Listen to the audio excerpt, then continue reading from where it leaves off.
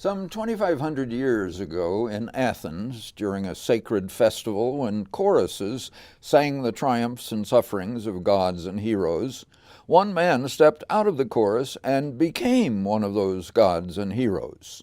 No longer were we hearing about what the god or hero had done, now we were watching him do it. And that moment, we say, when Thespis stepped out of the chorus was the moment when drama was born in the Western tradition. Now the Independent Theater Company has picked up the tradition that Thespis abandoned with their production of For Colored Girls Who Have Considered Suicide When the Rainbow Is Enough. Its author, Ntozake Shange, called it a choreo poem. It is actually a collection of 20 poems performed by a cast of 6 women. Some poems are performed by one woman, some by the shared responses of 2 or 3 more. Near the beginning, as though starting with childhood, they joined in a circle singing and dancing nursery rhymes.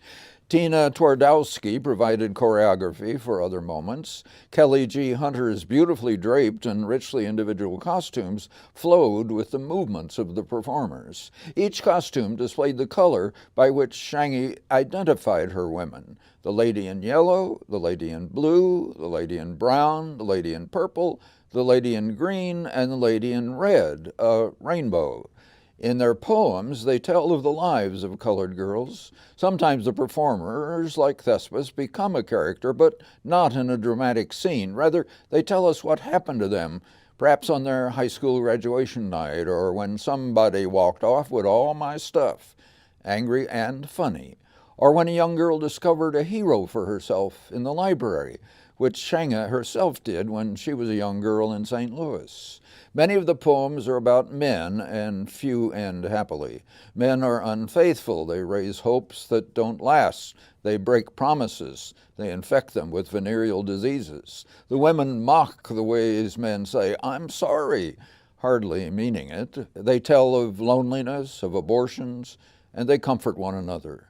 Near the end comes the Gothic horror story of a night with Beau Willie Brown, until finally they say together, "I found God in myself, and I loved her. I loved her fiercely."